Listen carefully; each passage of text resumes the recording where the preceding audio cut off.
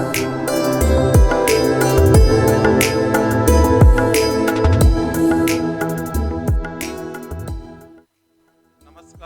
मैं रवींद्र त्रिपाठी, सहायक आचार्य बीएड विभाग Saket girls PG college Dahlapur Pratapgarh. आप सभी व्यूअर्स का अपने यूट्यूब चैनल ई शिक्षा पर स्वागत करते हैं। आज हम आप लोग रिसर्च मैथडोलॉजी के अंतर्गत एक महत्वपूर्ण प्रकरण, एक इम्पॉर्टेंट टॉपिक पढ़ेंगे। हाइपोथेसिस, परिकल्पना। परीक्षा की दृष्टि से, परीक्षा के दृष्टिकोण से यह प्रकरण अत्यंत महत्वपूर्ण है। साथ ही अगर आपकी रुचि अनुसंधान कार्यों में है, आप अनुसंधान कार्य कर रहे हैं या भविष्य में आप अनुसंधान कार्य करने की सोचा है, तो आपको परिकल्पना के बारे में समुचित ज्ञान होना आवश्यक है कि परिकल्पना क्या होती है, एक अच्छी परिकल्पना की क्या विशेषताएं हो सकती हैं, एक अच्छी परिकल्पना में कौन से गुण निहित होते हैं, परिकल्पना के कार्य क्या हैं, परिकल्पना के स्रोत कौन कौन से हैं। इन तमाम बिंदुओं की स्पष्ट जानकारी अगर एक शोधार्थी के रूप में हम सभी को है, तो निश्चित मान करके चलिए कि हम एक अच्छी परिकल्पना का निर्माण कर सकेंगे और एक अच्छी परिकल्पना के निर्माण पर ही शोध का भविष्य निर्भर करता है। अगर हमने परिकल्पना निर्माण में गड़बड़ी की, परिकल्पना निर्माण सही तरीके से नहीं कर सके, तो शोध कार्य में कठिनाई आनी तय है। तो एक बार मैं पुनः आपको स्मरित करवाना चाहूंगा कि आज रिसर्च मेथडोलॉजी के अंतर्गत हम लोग अध्ययन करेंगे परिकल्पना नामक प्रकरण का, जिसमें सर्वप्रथम जानेंगे कि परिकल्पना क्या होती है। अगर आप स्क्रीन देख रहे हो तो लिखा है अर्थ एवं परिभाषा। परिकल्पना का अर्थ समझने से पहले यह जान लेना आवश्यक है कि यह शोध कार्य का दूसरा महत्वपूर्ण स्टेप है। जब हम किसी शोध समस्या का चयन कर लेते हैं, समस्या को सुपरिभाषित कर लेते हैं, समस्या को सीमांकित कर लेते हैं, तो उसके बाद हम उस समस्या का एक संभावित हल निर्मित करते हैं, उस समस्या का एक संभावित उत्तर प्रस्ताव तैयार करते हैं, एक संभावित उत्तर तैयार करते हैं। यही जो संभावित उत्तर होता है शोध समस्या का, इसे ही शोध तकनीकी भाषा में परिकल्पना कहा जाता है। क्योंकि अगर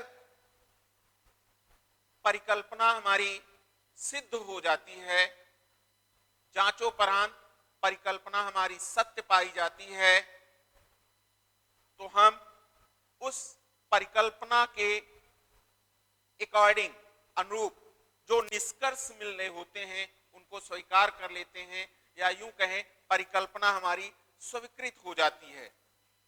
लेकिन ठीक इसके विपरीत अगर हमारी परिकल्पना अस्वीकृत हो जाती है, जो परिकल्पना के अनुरूप हम तथ्यों का संग्रहण विश्लेषण करते हैं, यदि उसके द्वारा हमारी परिकल्पना सिद्ध नहीं हो पाती, हमारी परिकल्पना प्रूव नहीं हो पाती, तो उस परिकल्पना में या तो संशोधन कर लिया जाता है अथवा परिकल्पना को परिवर्तित कर लिया जाता है। कहने का अभिप्राय है कि परिकल्पना संपूर्ण शोध कार्य का एक महत्वपूर्ण पद है, एक महत्वपूर्ण बिंदु है। बिना अच्छी परिकल्पना के हम एक अच्छे शोध कार्य के बारे में विचार ही नहीं कर सकते। और अगर इसकी मीनिंग के रूप में देखा जाए तो परिकल्पना शोध समस्या के संभावित समाधान का एक प्रस्तावित रूप है जो जांचनीय होता है। इसको यूं कह सकते हैं कि जांचनीय प्रस्तावित उत्तर है। किसी शोध समस्या के जांचनीय प्रस्तावित हल को ही, उत्तर को ही परिकल्पना कहा जाता है। कुछ शोध विशेषज्ञों ने परिकल्पना को अपने शब्दों में परिभाषित किया है। परिकल्पना के निहितार्थ को, परिकल्पना के अभिप्राय को और अच्छे ढंग से समझने के लिए उन विद्वानों की परिभाषाओं को भी समझना आवश्यक है। और जो लिखित परीक्षा होती है, खास करके जहां रिसर्च मेथोडोलॉजी नामक पेपर चलता है, वहां यह प्रश्न भी बार बार पूछा जाता रहा है कि परिकल्पना क्या है, परिकल्पना को परिभाषित करिए। तो परिकल्पना की परिभाषा में जो पहली परिभाषा है वह है मैकग्यूगन के अनुसार। मैकग्यूगन ने लिखा है कि दो या दो से अधिक चरों के बीच संभावित संबंध के बारे में जांचनीय कथन को परिकल्पना कहा जाता है। परिभाषा पुनः सुन लें। दो या दो से अधिक चरों के बीच संभावित संबंध के बारे में जांचनीय कथन को परिकल्पना कहा जाता है। एक्चुअली में जब हम किसी शोध समस्या का चयन करते हैं तो उस समस्या में एक से अधिक चर निहित होते हैं। उन चरों में क्या पारस्परिक संबंध है, वो चर एक दूसरे से किस तरह से इंटर रिलेटेड हैं, अंतर संबंधित हैं, एक दूसरे पर किस प्रकार का प्रभाव डाल रहे हैं, इसका जांचनीय कथन, इसकी प्रस्तावित जांच रूपी जो कथन है वही परिकल्पना है, ऐसा मैकग्यूगन महोदय का मानना था। दूसरी परिभाषा है करलिंगर के अनुसार। करलिंगर महोदय ने कहा कि दो या दो से अधिक चरों के बीच संबंधों के अनुमानिक कथन को परिकल्पना कहा जाता है। दो या दो से अधिक चरों के मध्य जो अनुमानिक कथन होता है, जिस कथन के बारे में हम चरों के पारस्परिक संबंधों के बारे में अभिकथन करते हैं, एक संभावित जांच या संभावित हल जो है प्रस्तावित करते हैं, वही प्रस्तावित हल, वही जांचनीय कथन परिकल्पना कहलाता है, ऐसा करलिंगर महोदय का मानना था। करलिंगर की परिभाषा बहुत इंपॉर्टेंट है, एक बार इसे पुनः सुन लें। दो या दो से अधिक चरों के बीच संबंधों के आनुमानिक कथन को परिकल्पना कहा जाता है। अगली परिभाषा है टाउनसेंड के अनुसार। यह परिभाषा भी महत्वपूर्ण है और कोटेशन के रूप में बहुविकल्पी प्रश्न पत्रों में पूछी जाती है, क्योंकि बहुत संक्षेप में टाउनसेंड महोदय ने परिकल्पना को परिभाषित किया है। उन्होंने कहा कि परिकल्पना समस्या का संभावित हल है, संभावित समाधान है, जो भी आप कहना चाहें। परिकल्पना समस्या का संभावित हल है, अर्थात वास्तविक हल इसको आप नहीं कह सकते। इस अंतर को भी ध्यान में रखिएगा कि परिकल्पना किसी भी समस्या का वास्तविक हल नहीं है, अपितु संभावित हल है। इसकी संभावना रहती है कि यह हल होगा कि नहीं। हो सकता है कि जो संभावना हम लगाए हों, जिस संभावना पर हम चल रहे हों, जो अनुमान हमारा किया गया हो कि दोनों चरों के मध्य किस प्रकार का इंटरेक्शन देखने को मिलेगा, एक दूसरे को एकाधिक चर जो समस्या से संबंधित हैं कैसे प्रभावित करेंगे, में भी हो सकता है उसके अनुरूप प्रभाव ना है, तो हमारी परिकल्पना क्या होगी, गलत हो जाएगी।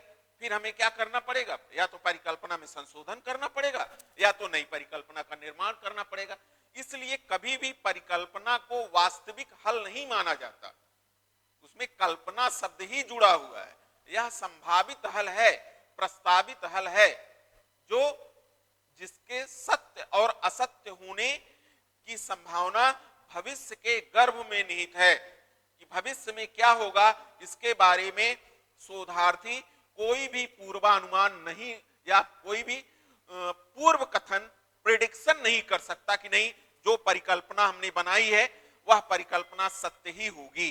हो सकता है वह परिकल्पना असत्य हो जाए। तो इस तथ्य को सदैव एक शोधार्थी को या शोध विषय में जो रुचि रखते हैं उनको याद रखना चाहिए कि परिकल्पना किसी समस्या का संभावित समाधान है टाउनसेंड के अनुसार। तो ये कुछ परिभाषाएं हो गई परिकल्पना की। अगर इन परिभाषाओं के आलोक में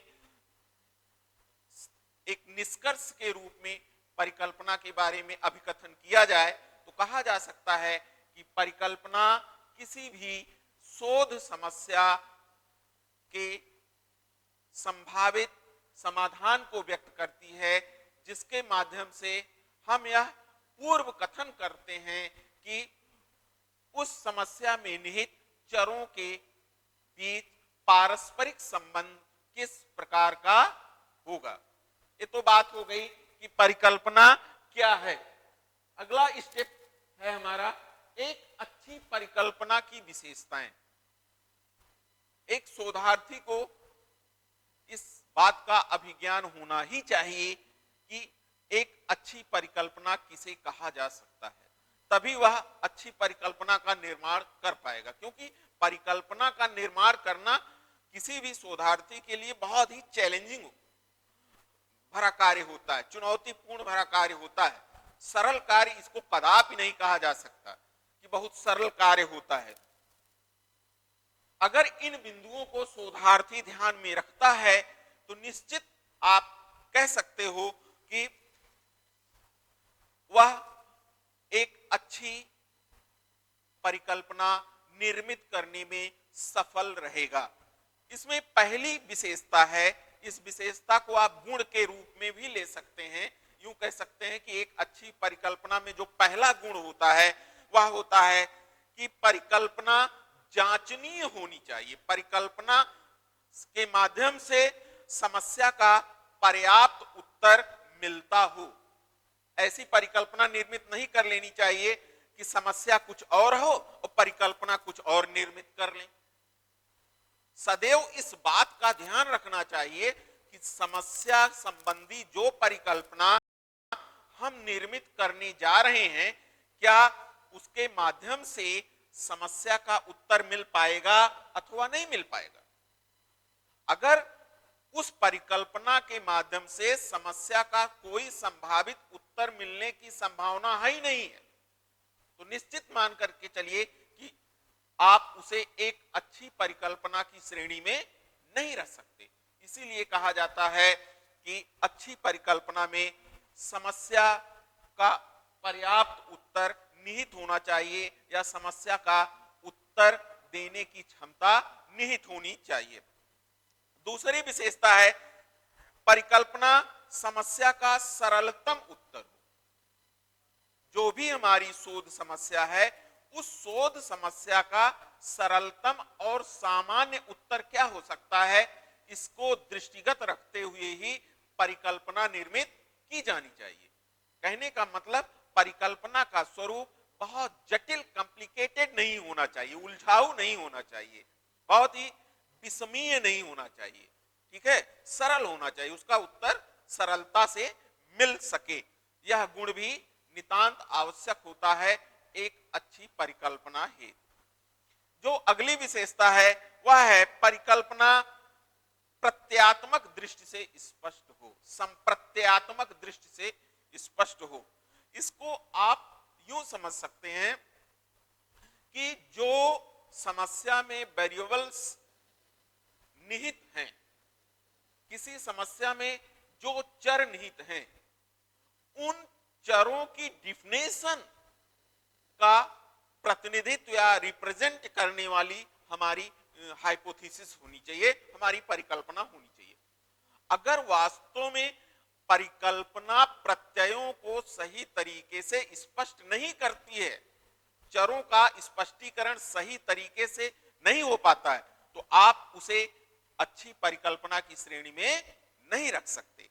अगली विशेषता है, अगला गुण जो है वह है परिकल्पना प्रमाणित करने योग्य हो। अर्थात परिकल्पना के माध्यम से जो भी निष्कर्ष संभावित मिल रहा है उसका प्रमापीकरण किया जा सके, उसको स्टैंडर्डाइज किया जा सके, उसको मानकीकृत किया जा सके, तभी उसे एक अच्छी परिकल्पना की श्रेणी में रखा जा सकता है। अर्थात मानकीकरण का, मानकों का विशेष अनुपालन सुनिश्चित करना चाहिए एक शोधार्थी को। अगर परिकल्पना मानकीकृत नहीं है, परिकल्पना में उचित मानकों का निर्वहन नहीं किया गया है, तब भी आप उसे अच्छी परिकल्पना की श्रेणी में नहीं रख सकते, क्योंकि अगर वो मानक विहीन है तब उसका प्रमाणीकरण करना किसी भी शोधार्थी के लिए अत्यंत कठिन हो जाएगा। और मेरी तो व्यक्तिगत राय है, एक शोधार्थी होने के नाते मैं अपना अनुभव अगर शेयर करूं तो मैं यही कहना चाहूंगा कि कभी भी अप्रामाणिक तथ्यों को, अप्रामाणिक बातों के आधार पर या कुछ ऐसी अप्रामाणिक चीजों को परिकल्पना में नहीं शामिल करना चाहिए, अन्यथा भविष्य में हमारा शोध कार्य भटकाव की स्थिति में आ सकता है। अगली विशेषता है परिकल्पना विशिष्ट होनी चाहिए। परिकल्पना का स्वरूप समस्या के स्पेसिफिक या समस्या के विशिष्ट स्वरूप से जुड़ा होना चाहिए। विशिष्ट का मतलब यहां सीमांकन से है, सीमित क्षेत्र से है। परिकल्पना को इतना व्यापक नहीं होना चाहिए, इतना बृहद नहीं होना चाहिए कि उसमें सारी चीजें आ जाएं, अपितु परिकल्पना का स्वरूप सीमांकित होना चाहिए।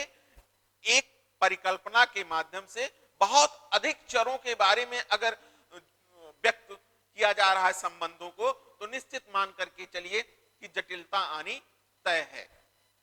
अगली विशेषता है परिकल्पना परीक्षण के पर्याप्त यंत्र उपलब्ध हों। भाई परिकल्पनाओं का परीक्षण करने के लिए हमें डाटा कलेक्ट करना पड़ता है, सैंपलिंग करनी पड़ती है, निदर्शन करना पड़ता है। अब उसके लिए पर्याप्त टूल्स वगैरह अवेलेबल हैं कि नहीं है, क्योंकि आज शोध की दुनिया में और खास करके सामाजिक शोध कार्य से जुड़े हुए जो लोग हैं वो इस चीज की अनुभूति करते होंगे कि उन्हें जो है पर्याप्त टूल्स नहीं मिल पाते, जिसकी वजह से, जिसके कारण से उन्हें परिकल्पनाओं के परीक्षण में कठिनाई आती है।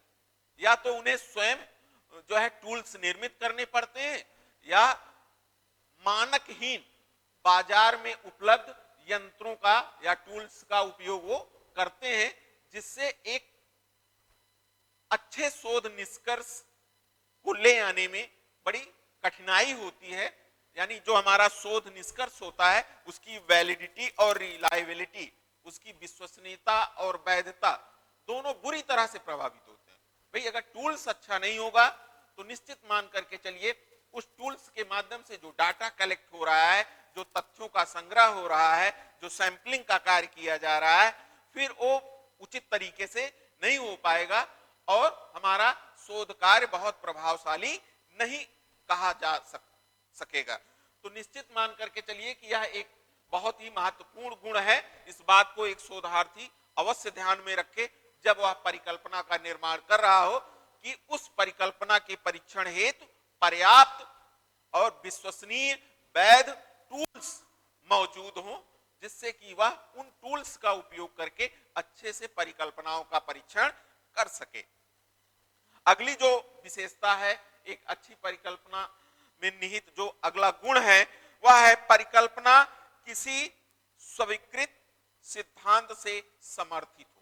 और इसमें एक शब्द वर्तमान आप जोड़ सकते हैं कि वर्तमान में प्रचलित जो हमारे सिद्धांत हैं, अगर उन सिद्धांतों द्वारा हमारी परिकल्पना समर्थित हो तो उसे आप एक अच्छी परिकल्पना की श्रेणी में रख सकते हैं। अगला है परिकल्पना संबंधी आंकड़े प्राप्त हो सके। परिकल्पना ऐसी हो कि उससे संबंधित आंकड़ों का संग्रहण हम सरलता से कर सकें। परिकल्पना ऐसी नहीं होनी चाहिए कि उससे संबंधित जो आंकड़े हैं उसके कलेक्शन में इतनी दुरूहता आ जाए कि थक हार करके या तो हम परिकल्पना बदलने पर विवश हो जाएं या शोध कार्य को ही स्थगित करना पड़ जाए। तो इस बात को भी ध्यान में रखना चाहिए। फिर है शून्य परिकल्पना सर्वोत्तम होती है। शोध की दुनिया में आज शून्य परिकल्पना, जिसे हम नल हाइपोथेसिस कहते हैं, उसे सबसे उत्तम कोटि का माना जाता है, क्योंकि इसमें पूर्वाग्रह जैसी स्थिति नहीं होती। इसमें हम चरों के मध्य संबंध ना होने की बात स्वीकार कर लेते हैं शुरू से, कि ना तो कोई पॉजिटिव रिलेशन है ना कोई निगेटिव रिलेशन है। कोई संबंध ना होने की स्थिति को जो परिकल्पना व्यक्त करती है वही शून्य परिकल्पना है। अर्थात जैसे भाई दो चर हैं, एक मान लीजिए सामाजिक समायोजन है और एक शिक्षा है। शिक्षा का सामाजिक समायोजन पर क्या प्रभाव पड़ता है? अगर इसके लिए नल हाइपोथेसिस क्रिएट की जाए तो कैसे बनेगी? शिक्षा और सामाजिक समायोजन में किसी प्रकार का संबंध नहीं है, अर्थात संबंध ना होने की बात नल परिकल्पना करती है। इससे आसानी शोधार्थी के लिए यह हो जाती है कि अगर परिकल्पना स्वीकृत होती है तब भी वाह वाह और नहीं होती है तब भी बेहतर। तो दोनों स्थितियों में शोधार्थी लाभ की स्थिति में रहता है। फिर है परिकल्पना को मितव्ययी होना चाहिए। मितव्ययी का मतलब कम खर्चीली। अब खर्च दो ही चीजें होती हैं, एक तो श्रम खर्च होता है शोधार्थी का और धन। अब परिकल्पना वही अच्छी मानी जाएगी जिसमें श्रम और धन दोनों कम खर्च होते हों। जब भी मितव्ययिता की बात आती है हमेशा इन्हीं दो बिंदुओं पर दृष्टिपात करना चाहिए, दृष्टि डालनी चाहिए कि मितव्ययी होने का मतलब है धन और श्रम का कम खर्च होना। एक अच्छी परिकल्पना वही कही जाएगी जिसमें धन और श्रम कम खर्च होते हैं। इसके अंतर्गत जो हमारा अगला बिंदु है वह है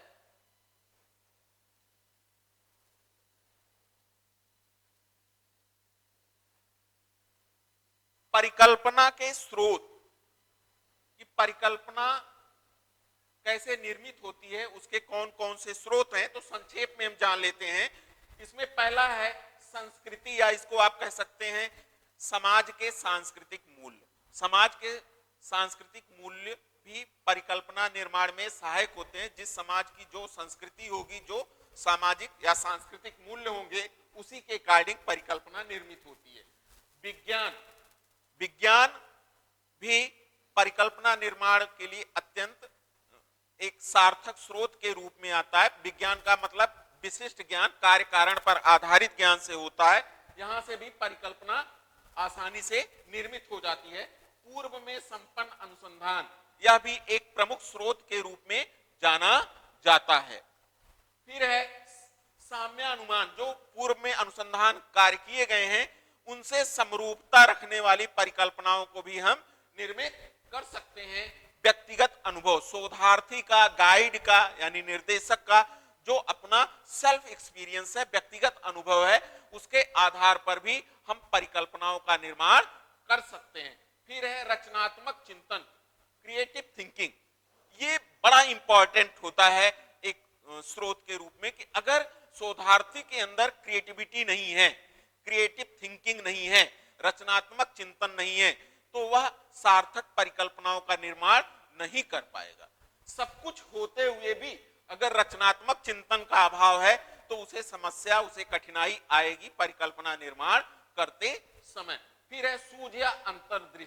सूझ या अंतर्दृष्टि का मतलब होता है किसी समस्या का सडनली सॉल्यूशन आ जाना। जैसे आप लोग टेलीविजन पर देखते होंगे, एक सीरियल चलता है मोटू पतलू, उसमें एक किरदार है पतलू का। जब मोटू के सामने कोई समस्या आती है तो पतलू से उस समस्या के समाधान हेतु कहता है। तो जैसे ही वह समाधान पतलू के दिमाग में आता है, एक बत्ती जलती है, बल्ब टाइप में जलता है। ऐसे ही इसे ही कहा जाता है सूझ। यानी किसी भी समस्या का समाधान आपको नहीं पता है और उसका समाधान आपको सडनली अचानक एकाएक मिल जाता है, उसे कहा जाता है सूझ या अंतर्दृष्टि। तो सूझ या अंतर्दृष्टि के माध्यम से भी हम परिकल्पनाओं का निर्माण कर सकते हैं, या यूं कहिए सूझ और अंतर्दृष्टि परिकल्पना निर्माण में योगदान करती है। फिर है अनुभवी व्यक्तियों से चर्चा, जो एक्सपीरियंस होल्डर समाज में है, जिसमें आप विषय विशेषज्ञ को रख सकती हैं, निर्देशकों को आप रख सकते हैं, जो आपका गाइड है, या अन्य जो है विद्वत जन है, उनसे विचार विमर्श करके, उनसे परिचर्चा करके भी हम परिकल्पनाओं का निर्माण कर सकते हैं। तो आज हम आप लोगों ने परिकल्पना के अंतर्गत यह जानने का प्रयास किया कि परिकल्पना क्या होती है और परिकल्पना निर्माण के स्रोत कौन कौन से हैं, और एक अच्छी परिकल्पना में कौन कौन से गुण या विशेषताएं निहित होती हैं। और ये सारे टॉपिक, सारे बिंदु, सारे प्रकरण बहुत ही महत्वपूर्ण है परीक्षा की दृष्टि से, चाहे वो जो है सामान्य बीए एमए की परीक्षाएं हो या पीएचडी इत्यादि के लिए जो एंट्रेंस वगैरह के एग्जाम होते हैं, नेट वगैरह का जो एग्जाम होता है, हर दृष्टि से ये प्रकरण बहुत ही महत्वपूर्ण है। तो आप लोग अवश्य ही इस प्रकरण को और इसमें जो बताई गई बातें हैं उनका अध्ययन मनन चिंतन करेंगे, और जो भी सकारात्मक सुझाव होगा उसे अनिवार्यतः हम तक अवश्य आप कमेंट के माध्यम से पहुंचाएंगे। ऐसी मेरी लालसा है, मनसा है। अंत में हम आपसे इस याचना के साथ अपनी क्लास समाप्त करना चाहेंगे कि आप हमारे चैनल को सब्सक्राइब करें, वीडियोस को शेयर करें। धन्यवाद।